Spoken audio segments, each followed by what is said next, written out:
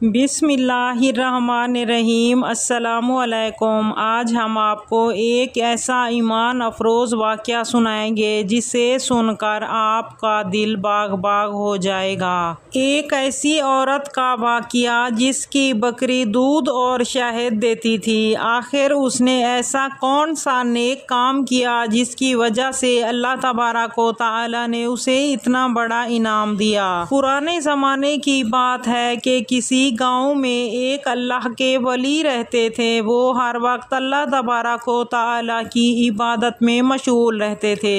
ایک دن انہیں کسی نے ایک نیک عورت کے بارے میں بتایا کہ اس کے پاس ایک بکری ہے جو دودھ اور شہد دونوں دیتی ہے۔ ان اللہ والے کے دل میں عورت سے ملنے کی خواہش پیدا ہوئی اور وہ اس گاؤں کی طرف روانہ ہوئے جہاں وہ عورت رہتی تھی۔ وہ اللہ والے اس گاؤں میں پہنچے، لوگوں سے اس عورت کے بارے میں تحقیق کی تو معلوم ہوا ہاں واقعی اس عورت کی بکری دودھ اور شہد دونوں دیتی ہے۔ لوگوں نے کہا اس کی بکری کا دودھ اور شہد دونوں بہت لذیذ ہوتے ہیں اور اس کی بکری میں اللہ تبارک و تعالی نے بڑی شفا رکھی ہے۔ ان اللہ والے نے پوچھا کہ اس عورت کے پاس وہ بکری کہاں سے آئی؟ لوگوں نے کہا وہ بہت غریب گھرانے سے ہے، ان کے پاس سوائے ایک بکری کے اور کچھ نہیں تھا۔ اچانک پتہ نہیں ان کے پاس یہ بکری کہاں سے آ گئی، یہ بات تو ہمیں بھی معلوم نہیں ہے۔ ان اللہ والے نے پوچھا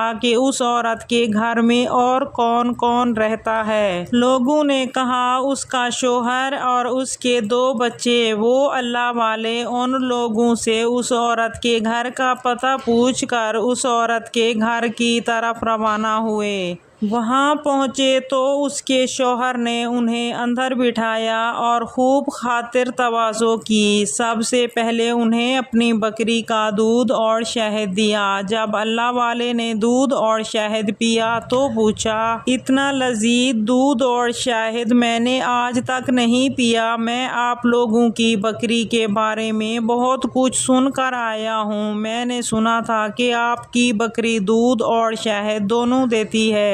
ان اللہ والے نے کہا کیا میں آپ کی بکری کو دیکھ سکتا ہوں؟ تو مالک نے کہا ہاں ضرور دیکھیے۔ وہ اللہ والے بکری کے پاس آئے۔ اس عورت سے پوچھا آپ کے پاس یہ بکری کہاں سے آئی؟ وہ عورت کہنے لگی یہ اللہ تبارک و تعالی کی طرف سے ہمارے لیے انعام ہے۔ اللہ والے نے کہا آپ نے آخر ایسا کون سا نیک کام کیا تھا جس کے بدلے میں اللہ تبارک و تعالی نے آپ کو یہ بکری عطا کر دی؟ وہ عورت کہنے لگی ہم بہت غریب تھے، ہمارے پاس ایک بکری کے سوا کچھ بھی نہیں تھا۔ ایک دن بقرہ عید آ گئی، ہمارے پاس اس بکری کے سوا اور کچھ نہیں تھا۔ میرے شوہر نے کہا ہم اس بکری کو ذبح کرتے ہیں۔ میں نے کہا ہمارے چھوٹے چھوٹے بچے ہیں اور اس بکری کے سوا ہمارے پاس کچھ بھی نہیں ہے، اس صورت میں ہمارے اوپر قربانی لازم تو نہیں ہے۔ میرے شوہر نے قربانی کا ارادہ بدل دیا۔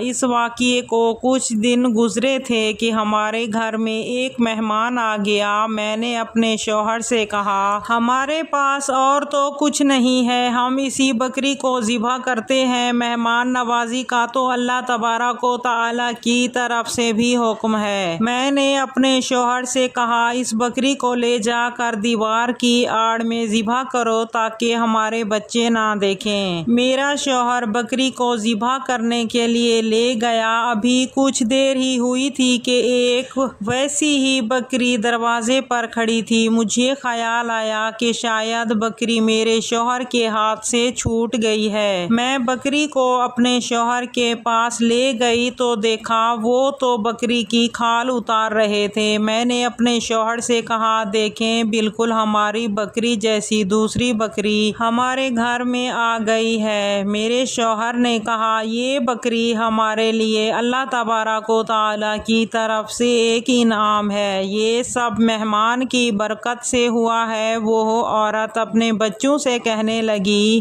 کہ اے بچوں، یہ بکری دلوں میں رہتی ہے، اگر تمہارے دل صاف ہوں گے تو اس کا دودھ اور شہد بھی اچھا رہے گا، اور اگر تمہارے دلوں میں کھوٹ آ گیا، تم لالچ میں آ گئے تو اس کا دودھ اور شہد دونوں خراب ہو جائیں گے۔ اس لیے میری نصیحت ہے کہ ہمیشہ اپنے دلوں کو صاف رکھنا۔ سبحان اللہ۔